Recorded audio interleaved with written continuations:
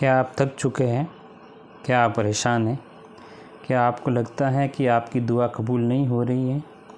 تو آج یہ ویڈیو صرف آپ کے لیے ہے، کیونکہ آج ہم بات کریں گے اس چیز کی جو انسان کو زمین سے اٹھا کر آسمان تک پہنچا دیتی ہے، وہ ہے صبر۔ قرآن مجید میں اللہ تعالیٰ فرماتا ہے کہ اللہ صبر کرنے والوں کے ساتھ ہے۔ سورہ بقرہ میں اللہ فرماتا ہے کہ اللہ صبر کرنے والے بندوں کے ساتھ ہے۔ صبر کیا ہے؟ صبر کا مطلب صرف چپ رہنا نہیں ہے۔ صبر کا مطلب ہوتا ہے کہ مشکل میں اللہ پر بھروسہ رکھنا، گناہ سے خود کو روکنا، تکلیف میں شکایت کی بجائے شکر کرنا اللہ سبحانہ و تعالیٰ کا۔ اسلام میں صبر کے 3 طریقے بتائے گئے ہیں۔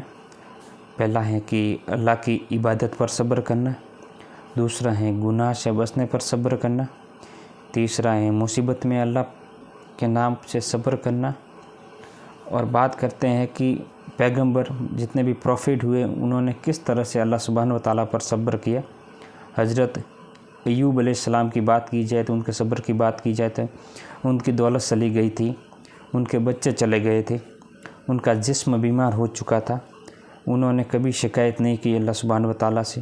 انہوں نے کہا بے شک مجھے تکلیف پہنچی اور تو سب سے زیادہ رحم کرنے والا ہے، اور پھر اللہ نے اس کی صحت بھی لوٹا دی اور دولت بھی لوٹا دی۔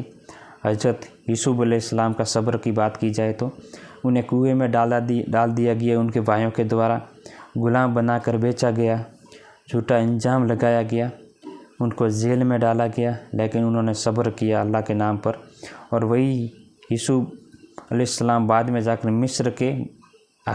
مصر کے بادشاہ بنے، انہوں نے بادشاہت کا تخت ملا ان کو، صبر کا انعام۔ قرآن مجید میں اللہ سبحانہ و تعالیٰ فرماتا ہے کہ صبر کرنے والے کو ان کا بدلہ بے حساب دیا جاتا ہے۔ سورہ زمر میں یہ جملہ آیا ہوا ہے قرآن پاک میں۔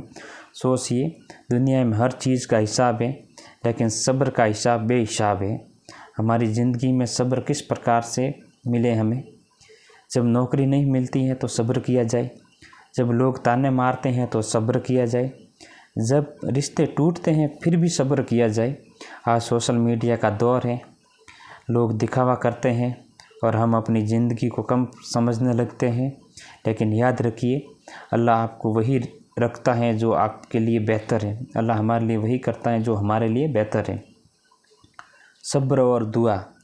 کئی لوگ کہتے ہیں کہ میں نے بہت دعا کی ہے لیکن کچھ بھی نہیں ہوا، لیکن کیا ان کو پتہ ہے کہ ہر دعا 3 طریقے سے قبول ہوتی ہے؟ وہ چیز مل جاتی ہے، سب سے پہلا کہ کوئی چیز ہمیں مل جاتی ہے، دوسری بات ہوتی ہے کہ سب سے بہترین چیز ہمیں ملتی ہے۔ جو دعا ہم نے کی ہے وہ دعا ہماری قبول نہیں ہوتی، لیکن اس سے بہترین چیز ہمیں ملتی ہے، یا پھر آخرت کے لیے وہ دعائیں بسا لی جاتی ہیں، اللہ سبحانہ و تعالیٰ کے لیے ہماری دعائیں بسا لی جاتی ہیں۔ محمد مصطفیٰ صلی اللہ علیہ وسلم نے فرمایا ہے کہ مومن کا معاملہ عجیب ہے، ہر حال میں اس کے لیے بھلائی ہے۔ اصلی جیت ہماری کب ہوتی ہے؟ جب ہم صبر کرتے ہیں۔ تو صبر کمزوری نہیں ہے، صبر ہماری کسی کی بھی کمزوری نہیں ہے، صبر اصلی طاقت ہے ہماری۔ جو انسان صبر کر لیتا ہے وہ غصے پر قابو پا لیتا ہے، وہ حالات سے ہارتا نہیں ہے۔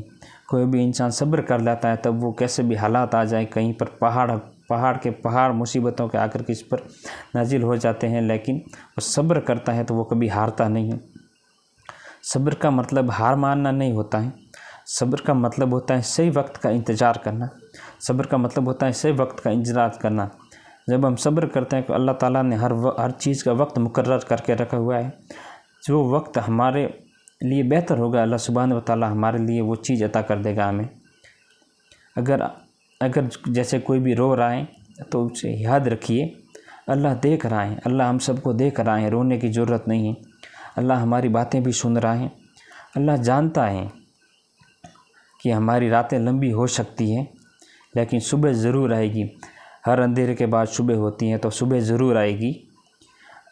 اگر آپ کو میری یہ باتیں اچھی لگی ہو تو میرے ویڈیو کو لائک ضرور کریں، شیئر ضرور کریں اپنے دوستوں کے ساتھ، جا کے جس نے صبر اختیار نہیں کیا وہ صبر اختیار کر دیں، اور کمنٹ میں ضرور لکھیں کہ میں صبر ضرور کروں گا، اور میرے اس چینل کو سبسکرائب ضرور کر لیں۔